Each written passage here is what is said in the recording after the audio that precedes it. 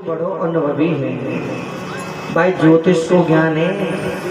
अरे भैया माने तो ये बात पहले ही मुझे मथुरा में बोल दी कि तेरे गोकुल में कोई संकट आए हुए बारो है, जाकर के गोकुल की रक्षा करियो। भैया वहां ने ये बात असत्य कही। जब तक एक बालक कहने लगा, ग्वालवाल कहने लगा, बाबा हमें ये पतो नहीं चलो कि जो पूतना कैसे मर गई। एक बालक बोला, क्यों रे इतना नहीं जानता है क्या?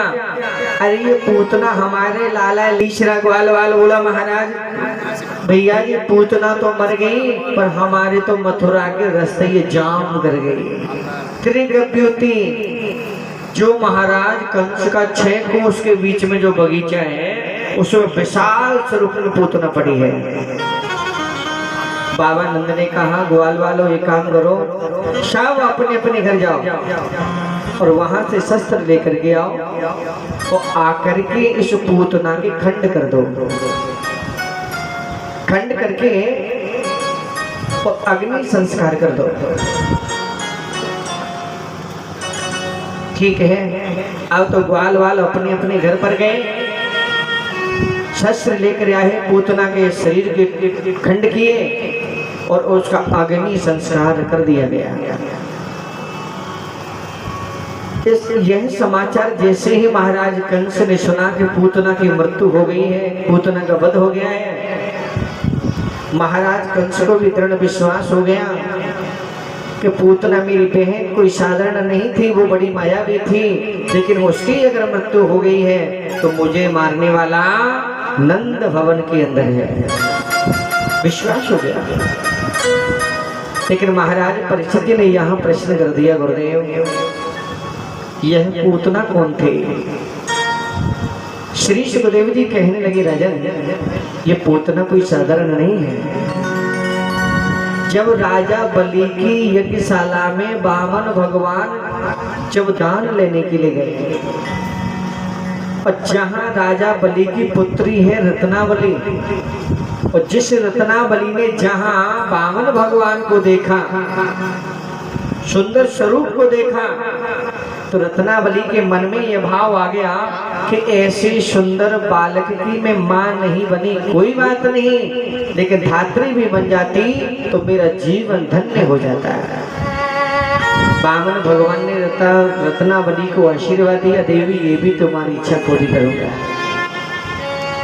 जब वामन भगवान ने 3 पग में पूरा ही ब्रह्मांड जब नाप लिया, उस रत्नावली के मन में यह भाव आ गया कि हे भगवान ऐसा बेटा अगर मेरा भी होता तो मैं इसको विषपान करा के समाप्त कर देते। वामन भगवान ने कहा, रत्नावली ये भी तुम्हारी इच्छा पूरी करूंगा। श्री सुखदेव जी कहने लगे, राजन वही राजा बलि की पुत्री रत्नावली इस द्वापर युग में आकर के पूतना बनी और भगवान गोविंद के कर कमलों से अपनी मुक्ति को प्राप्त कर गए। आज भगवान गोविंद बड़े सरल हैं, आनंद से रहने लगे। जहां ब्रजवासियों ने जैसे सुना कि नंद के लाला को पूतना लेकर के चली गई है, सो ही ब्रजवासी लाला के दर्शन करने के लिए आए, और इतने दर्शन करने के लिए आए तो धीरे धीरे भीड़ बढ़ती चली गई और नंद भवन भी छोटा पड़ने लगा। बाबा नंद कहने लगे, देख यशोदा ब्रजवासी हमारे लाला के दर्शन करने आ रहे हैं, भीड़ बढ़ती जा रही है, नंद भवन भी छोटा पड़ गया है। एक काम करो, इस हमारे लाला के पालने लेकर के नंदरानी तुम नंद भवन से बाहर ही रख दो, जिससे वो बाहर से ही दर्शन करके चले जाएंगे। ठीक है। अब तो मैया ने आकर के जैसे ही लाला का पालना लिया और नंद भवन से बाहर एक गाड़ी के नीचे रख दिया। जहां गाड़ी के नीचे रख दिया वहां छोटे छोटे से बालक खेल रहे थे। छोटे छोटे से बालक कहने लगे, अरे ओ नंदरानी जी तुम जाओ ब्रज की गोपियों के उत्सव का आनंद लो और तुम्हारे लाला की जिम्मेवारी हमारी है, हमें इसको खिलाते रहेंगे और पालने में झुलाते रहेंगे। माँ तो आज जाकर के नंद भवन में बधाइयों का आनंद ले रही है और इधर में महाराज कंस ने एक सकटासुर नाम के असुर को भेज दिया। बोले जाओ नंद के भवन में जो नंद का लाला है उससे मेरे प्राणों को भय है और तुम जाकर के उसको समाप्त कर दो। सकटासुर जैसे ही आया और आकर के गोकुल में देखने लगा वो नंद का लाला कहाँ है, और जहां देखा कि वो पालने में गाड़ी के नीचे सो रहा है, सो ही सकटासुर आकर के उस गाड़ी के ऊपर बैठ गया और धीरे धीरे उस गाड़ी को नीचे की ओर दावने लगा। और जहां जैसे धीरे धीरे गाड़ी उस पालने के ऊपर आ गई, सो ही भगवान गोविंद बड़ी जोर जोर से रोने लगे। किरुदंतं शतुमादाय यशोदा गृहे संकिता पुत्रता स्वस्त्यनां विप्रे सुक्तेशनमपाययत। भगवान गोविंद जोर जोर से रोने लगे। यहाँ महाराज परीक्षित जी ने प्रश्न कर दिया, गुरुदेव यहाँ भगवान गोविंद क्यों रोए, कारण कोई? श्री सुखदेव जी कहने लगे एक ही कारण है। यहाँ भगवान गोविंद श्याम सुंदर इसलिए रोहे राजन, भगवान गोविंद अपनी माँ यशोदा को संकेत देना चाहते हैं कि माँ, मेरी माँ अगर मेरे रोने की आवाज सुन ले तो सकटासुर आकर के धीरे धीरे इस गाड़ी को नीचे दावने लगा है, और मेरी माँ अगर रोने की आवाज सुन ले तो यह पालने गाड़ी के नीचे से उठा ले। लेकिन माँ तो आज बधाइयों का आनंद ले रही थी, उत्सव का आनंद ले रही थी, माँ ने तो अपने बेटा की आवाज को सुना ही नहीं। भगवान गोविंद ने मन में विचार किया, जब मेरी रोने की आवाज कोई सुन नहीं रहा है तो अब तो ऐसा लगता है कि अपनी रक्षा स्वयं करनी होगी। जब हम कहीं भी यात्रा करने जाते हैं तो यात्रा करते समय जैसे ही बस में बैठते हैं उस बस में आगे लिखा रहता है, कृपया यात्रीगण ध्यान दें, अपने सामान की स्वयं रक्षा करें। भगवान गोविंद भी आकर के जैसे ही कह गए, अब तो हमें ऐसा लगता है कि अपनी रक्षा स्वयं करनी पड़ेगी। श्री सुखदेव जी कहने लगे, राजन धीरे धीरे जैसे ही सकटासुर गाड़ी को नीचे की ओर दावने लगा और जैसे ही पालने के ऊपर आई, सो ही भगवान गोविंद ने अपना दाहिना चरण बाहर निकाला और बाहर निकाल करके जैसे ही उस पालने से स्पर्श उस गाड़ी का हुआ, सो ही भगवान गोविंद ने अपने चरण का प्रहार उस गाड़ी में कर दिया। और जहां चरण का प्रहार गाड़ी में करती वो गाड़ी धड़ाम से पलट गई। पलटते ही सकटासुर भी मारा गया। जहां गाड़ी पलटने की आवाज जैसी मां ने नंद भवन में अंदर सुनी, सोई दौड़ करके बाहर आई और आकर के देखा तो गाड़ी तो उल्टी पड़ी है। तुरंत ही माँ ने अपनी गोदी में बालक को लिया, गोविंद श्याम सुंदर को गोदी में लेकर के कहने लगी, हे भगवान जी गाड़ी कैसे पलट गई? छोटे छोटे से बालक कहने लगे, अरे ओ मैया हम बताएं कैसे पलट गई? बोले जल्दी बताओ ये गाड़ी कैसे पलट गई? छोटे छोटे से बालक कहने लगे, अरे ओ मैया तेरे लाला ने दाहिना चरण पालने से बाहर निकाला और ये गाड़ी में सो प्रहार कर दियो, ये गाड़ी धड़ाम से पलट गई। मैया यशोदा कहने लगी, तारी के काय को झूठो बोले, कहा जी मेरो एक विलान को लाला जब 10 हाथ की गाड़ी को कैसे पलट देगा? लेकिन मैया को विश्वास आया कि हे भगवान मेरे लाला के ऊपर कोई संकट आयोदिक है और हमारे लाला की रक्षा हमारे कुल देवताओं ने की है। कुल देवताओं ने की है। माँ ने गोदी में लेकर के लाला को तुरंत धीरे धीरे नंद भवन में गई और जाकर के गोदी में लेकर के दुग्धपान कराने लगे। महाराज कंस ने सुना कि सकटासुर भी मारा गया, सो ही उन्होंने अघासुर को भेज दिया। यानी तृणाव्रत को भेज दिया कि तृणावर्त शांतरयो रूप धरोहर। आज तृणाव्रत भी बड़ा ही तूफान का स्वरूप धारण करके आया, और जहां तूफान का स्वरूप धारण करके आया, प्रभु आकर के माँ की गोदी में दुग्धपान कर रहे थे।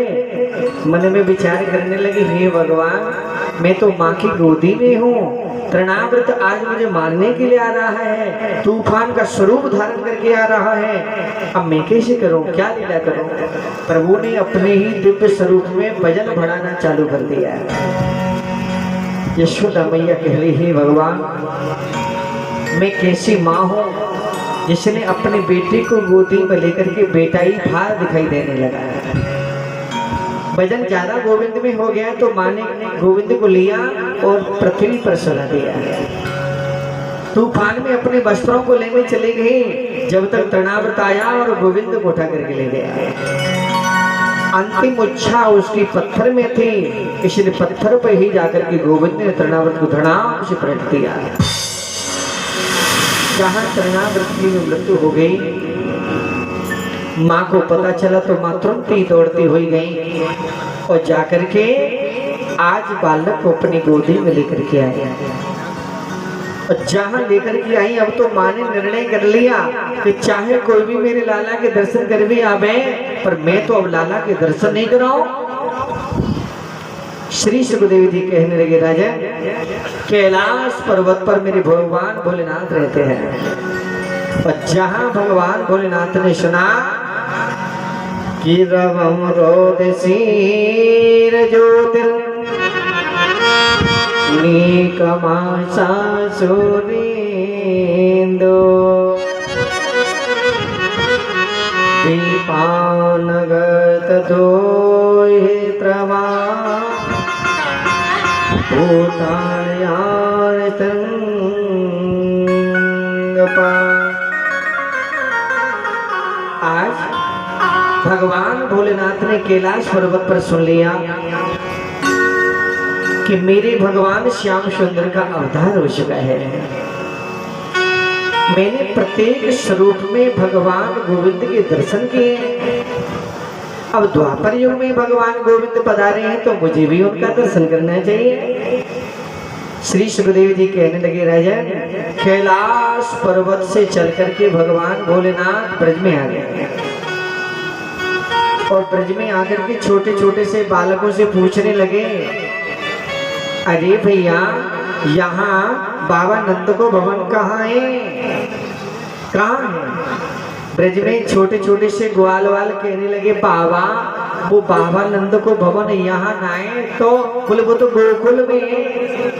अच्छा भैया, गोकुल जाना पड़ेगा? बोले हाँ। तो भैया गोकुल को रास्ता कैसे है?